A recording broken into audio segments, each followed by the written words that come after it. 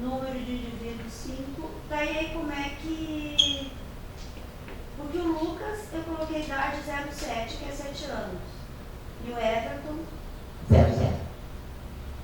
Tá, mas aqui tu disse que eu já posso colocar 9 meses. Não, na capa. Sim. Não, na capa. Na capa, não. Tá, eu estou pensando lá em bloco E. Não, na capa tu bota 0. Tem que estar caracterizado que é meses. 09 meses. Ah, é isso que eu pergunto, por causa do 07. Tem que ter o M. Sim, É isso sim, que eu pergunto, sim, para não dar, não confundir com o 7. Tá. Número de indivíduo 5, posição no domicílio e família 3, que ele é filho também do Paulo e da Luciane. Número da família 1 e tipo de morador 2, também coloquei resposta indireta por ser menor de 10 anos. Perfeito. O informante lá na capa, na bloco E. Agora tem, esse caso tem 2 famílias, é a segunda família. O José é o chefe, coloquei entre parênteses A chefe. palavrinha chefe, exato. Sexo 1, idade 30 anos, número de indivíduo 1, começa a nova... Número do indivíduo 01, exato. Domicílio, posição domicílio 4, que ele é parente do Paulo, que é o chefe do domicílio. Isso, é irmão de Paulo, é chefe do domicílio da família, do domicílio principal. E posição na família 1, por ser o chefe da família dele. Número da família 2, que já é a segunda família, e tipo de morador 1, que foi direto. Certo.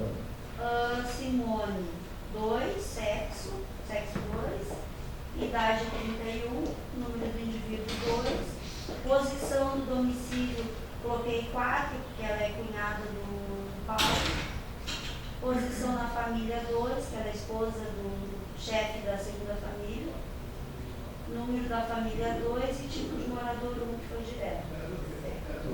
A Kátia sexo é 2, idade 5, número de indivíduo 3, posição no domicílio 4, porque ela é sobrinha do Paulo, outro parente, né? Posição na família 3, que ela é filha do chefe da segunda família. Certo. Número da família 2 e tipo de morador, resposta indireta é 2, por ser menor de 10. Certo. E agora a famosa Marisa. Sexo 2, isso. Idade 28, número do indivíduo 4. Sim. Posição. Tá, posição do domicílio. Em relação ao Paulo. É que ela é cunhada do José. Ela não é parente do Paulo, não tem parentesco nem com o Paulo. Eu coloquei como 9. Só que a gente estava discutindo em função, né, do agregado. Eu coloquei como 9 porque ela não tem parentesco nenhum com o Paulo. De 9 ou 5. 9 ou 5 era a discussão. Porque ela não tem parentesco com o Paulo, então eu coloquei como 9. Mas e o 5, que também não é parente? Mas que é um agregado, ela também não é uma agregada. Ela não é uma agregada do domicílio do Paulo, ela é uma outro parente do domicílio do José, entende? Para o Paulo ela é outro. Ela não é uma parente, ela não é, ela é um outro. Entende? Agora entende que se botar agregado também não está errado? Sim, por isso que a gente está discutindo a função do 9 ou 5. Não tem. Porque tanto o agregado como o 9, na nossa base de dados, eles vão entrar com outros, entende? Eles não vão estar, porque assim nós divulgamos tem as informações para chefe de domicílio e para os demais parentes, certo? Então, outros, e agregados e outros não vão entrar nessa. Então, se fôssemos fazer buscarmos na base de dados informação sobre chefes, parentes e outros, e aí entrar tudo, agregados, pensionistas, outros, tudo se agrega numa informação só, entende? Então, tem algumas informações que tanto faz, entende? A ser agregado ou ser outros, entende? Só se cuida esse detalhe. Porque agregada é aquela pessoa que está ali e que não contribui, e que ela está ocupando espaço, ela não tem nenhum tipo de contribuição Né? Porque, por exemplo, quando duas pessoas que não são parentes, ou três que dividem o aluguel de um apartamento, de um imóvel, elas têm um arranjo que dividem as despesas. Divide o aluguel, cada um tem uma participação. Então, ninguém é agregado. É um chefe e outros. Porque o outro tem essa característica. É uma pessoa que ela não está... Ela não ocupa espaço, ela não está ali sem ajudar em nada. Ela tem uma divisão das tarefas, né? Do custo, das despesas da casa. Então, por isso ela entra outros. E o agregado muitas vezes tem aquela pessoa que não é parente, que não é, e que também não paga pensão, que não paga para morar, então. Mas se a Marisa, por exemplo, fosse apenas uma amiga da Simone, ela cairia como nome também. Porque se ela trabalha... Tá, e se chega um entrevistador aqui pra gente, nesse mesmo caso, e ele coloca 5 ou 9, eu que decido, o chefe de aplicação?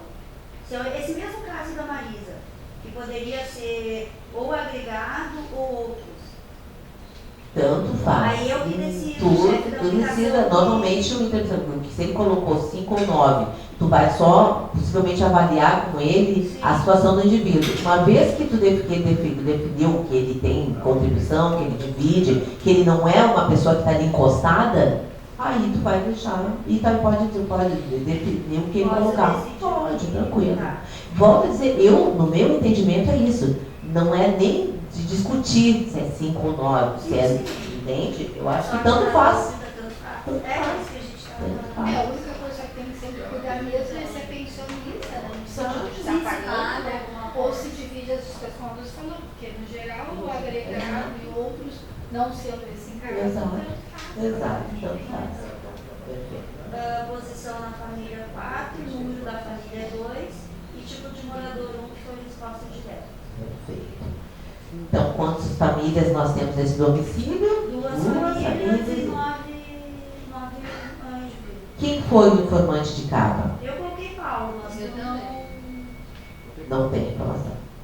Perfeito. Eu coloquei Paulo. Ótimo, porque nós temos a recomendação da metodologia de que quem seja um informante seja o chefe do domicílio ou uma pessoa com condições de dar informações sobre quem mora naquele domicílio. Então, de repente, o entrevistador falou com o Paulo, o entrevistador do Luciano falou com a Luciane, o entrevistador do Rodrigo falou com a Marisa, entende? Então, quem é o informante de capa? Porque o entrevistador vai ter que falar com todos os indivíduos de 10 anos e mais. Mas quem é que deu as informações de capa? É uma pessoa que saiba dar as informações de capa. E se o entrevistador chegou a primeira vez e só está o Renato que tem 10 anos? Volta e não anota nada na capa. Anota que ele fez uma data, no dia tal, hora tal, ele esteve no domicílio e não encontrou ninguém. Ele não fez, ele não anota nada. O máximo que ele vai perguntar para o Paulo, pro Renato, qual é o melhor dia e horário de encontrar seus pais em casa. Tem uma idade aí? 16? A idade mínima para informante é 16 anos. Mas é aquela coisa que eu digo, hoje em dia tu pega de repente tu pega um adolescente de 16 anos que não sabe dizer nada. E tu pega um de 10 que sabe dizer tudo. Entende? A questão da idade é uma questão de abordagem. Aquilo que eu fiz uma menção para vocês. Hoje o entrevistador tem que ter cuidado com a abordagem com crianças. Os pais não gostam que os seus filhos sejam abordados por pessoas estranhas. Então, bateu na casa, só tem criança, volta no outro dia e não vá, olha qual é o melhor horário e só. Tem entrevistador que às vezes tem a tendência de querer captar informações da família com crianças. E depois, quando ele volta, a pessoa já está montada no corpo e não dá mais informação. Recusa e liga para cá e ainda denuncia, entende? Então, por isso a idade mínima é de 16 anos, entende? Que é uma idade que se supõe que o adolescente já tenha um pouco mais de responsabilidade, que os pais possam confiar um pouco mais. Assim mesmo, com este menor de 16 anos, só vai estar investigando, pegando as informações de capa e as informações sobre a sua pessoa. Só, nada mais. E dia e horário de encontrar os demais moradores em casa, certo? Isso tudo para evitar que se tenha um problema de recusa por problema de abordagem. Né? Então, é por esse motivo que se define uma idade.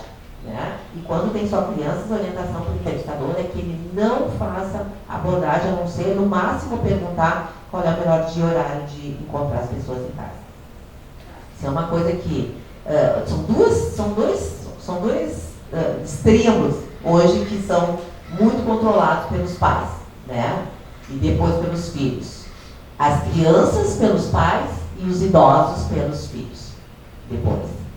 Eu passo me estressando com a minha mãe para ela não abrir a porta para pessoas estranhas. Entende? Porque isso aí é muito. Teve o pai de uma colega nossa que já saiu, que se aposentou, que caiu num golpe de uma pessoa que estava, sabe, bateu na porta, disse que ela tinha mandado buscar um dinheiro, e ele, entende? Então, isso é muito problema. Então, os filhos têm, então, aqueles idosos que moram sozinhos, é um problema, às vezes, o entrevistador. O que o entrevistador faz num caso desse? Ele tem que deixar um bilhete informando que ele ali esteve, que ele vai voltar de hora, dia tal, né? Se a pessoa tem um cuidador, esse cuidador deve pedir para esse cuidador falar para os parentes que em tal dia, em tal hora, o entrevistador vai voltar e a pessoa parente vai ter que estar em casa, o filho que mora, vai ter que estar ali naquele momento para ele dar entrevista. O cuidador, o empregado doméstico, não dá informação sobre essa pessoa. Não dá. É um inativo, não é um aposentado, mas essa pessoa não sabe informações de renda, não sabe outras informações que o filho, a pessoa da família pode querer dar ou não. Certo? Mas aí tu falou um parente de um idoso. Vai dar informação, mas eu não posso colocar o nome dele como informante, porque ele não mora na casa. Nestes casos a gente autoriza. E somente nesses casos. Somente nesses casos a gente vai estar autorizando. Aí só entra o nome dele para colocar como observação. Não, aí para quem é informante, é fulano de tal, que é filho da pessoa moradora, mas que não mora ali. Entende? Normalmente são essas situações em que a gente vai permitir, e somente nestas, né? Depois cada caso é um caso. Né? Na dúvida, consulta sempre o coordenador de campo para ajudar a definir se aceita ou não. Porque os entrevistadores daqui a pouco começam a achar que tem que aplicar com todo mundo porque com outras pessoas. Certo? Bom, então a gente fez a capa e agora a gente passa então para o nosso bloco E. Certo? Então seria errado deixar a idade 00 no Everton ali, que tem 9 meses? Não, também não é errado deixar 00 e observar em algum. Normalmente pode-se usar esse espaço aqui ao lado, para botar que ele tem 9 meses. Porque quando eu for preencher agora o bloco E, vocês vão ver que no bloco E, por isso quando ela estava falando, no bloco E vai 00. E eu vou observar em algum espaço dentro da casela que essa criança tem 9 meses. É importante que o registro na casela é 00, mas é importante que quem olha o questionário saiba que aquela criança tem 9 meses. Entende? Então, assim, em algum espaço, eu posso usar do lado, no campo aqui, data e hora da entrevista, observar ao lado que ele tem 9 meses, assim como eu uso esse espaço também para identificar quem é o tipo 4 em relação ao chefe do domicílio, certo? Eu sempre fui muito chata com relação a observar quem é o tipo 4 em relação ao chefe do domicílio.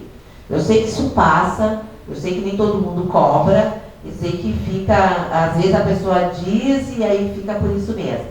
Por que eu acho que é importante a gente anotar quem é o tipo 4 em relação ao chefe do domicílio? Porque eu posso ter situações de casal, né, se definir uma relação nuclear, numa série de tipo 4 que eu estou arrolando. Vamos que eu não saiba, que eu não pergunte quem é o José e quem é a Simone em relação ao Paulo, e está com lá tipo 4. Eu não vou saber que tem uma relação nuclear aqui, entende? Então é importante que os tipo 4 sejam observados, qual é a relação de parentesco deles em relação ao chefe do domicílio, e se houver relação nuclear ou relação entre eles, que isso seja observado. filho de indivíduo tal, neto de indivíduo tal, irmão de fulano, sogro de ciclano, nora de Beltrano, entende? Do chefe, sempre do chefe em relação ao chefe e ao seu cônjuge, né? E às vezes, se for necessário, em relação entre eles mesmos, né? Muitas vezes acontece assim, vem lá um casal, lá um bando de filhas ou filhos e tem os netos, tá? E aí tem netos, ou tem maridos de uma ou de outra. Como é que vai saber quem é que é o marido? Então, é genro do indivíduo 1, marido da indivíduo tal. É filho neto do chefe e filho da indivíduo tal. Entende? Para que a gente possa saber qual é a relação entre eles. Né? Porque vocês viram nos exemplos que tem sobrinho e filho do sobrinho. Como é que eu vou saber que o sobrinho tem um filho se eu não esclarecer isso na medida que ambos vão entrar no tipo 4 em relação ao chefe do domicílio? Certo? Então, por isso que é importante que se cobre do entrevistador que ele arrole, que ele escreva qual é a relação de parentesco. Eles não gostam muito. Né? Eles não gostam por quê? Porque eles não perguntam. Certo? Porque perguntar é aquela coisa, vai entrando na intimidade das pessoas. E as pessoas às vezes não gostam de responder essas informações. Mas, fazendo os devidos esclarecimentos, tendo toda a calma nessa hora para responder, para perguntar, isso são informações que a gente pode estar sim investigando. E outras coisas, às vezes eles investigam, às vezes